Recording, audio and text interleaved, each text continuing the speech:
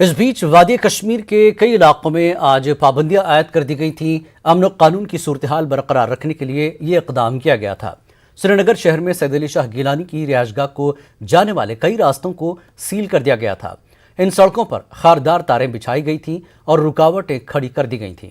سری نگر شہر سمیت وادی کے مختلف حساس علاقوں میں کسی بھی ممکنہ ناخوشگوار واقعے کو روکنے کے لیے خاصی تعداد میں سیکیورٹی اہلکاروں کو تعینات کیا گیا تھا۔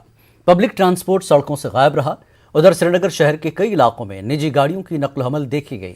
اس دوران احتیاط کے طور پر کشمیر میں موبائل کالنگ، موبائل انٹرنیٹ اور جیو فائبر خدمات کو معطل کر دیا گیا۔ صرف BSNL پوسٹ پیڈ سروس چالو ہے۔ وادی کشمیر میں صورتحال مجموعی طور پر قابو میں رہی۔ DGP دلباغ سنگھ نے کہا کہ آج کہیں بھی کوئی ناخوشگوار واقعہ پیش نہیں آیا۔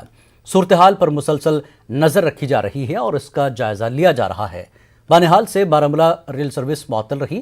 Central university of Kashmir Ganderbal نے 2، 3 اور 4 ستمبر کو لیے جانے والے تمام امتحانات ملتوی کیے ہیں۔ کشمیر یونیورسٹی نے 2 اور 3 ستمبر کو لیے جانے والے تمام انڈر گریجویٹ امتحانات ملتوی کیے ہیں۔ نئی تاریخوں کا بعد میں اعلان کیا جائے گا۔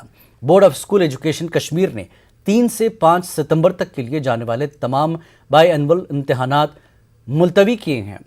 نئی تاریخوں کو بعد میں اعلان کیا جائے گا۔ 6 ستمبر سے بورڈ کے تمام امتحانات شیڈول کے مطابق ہوں گے۔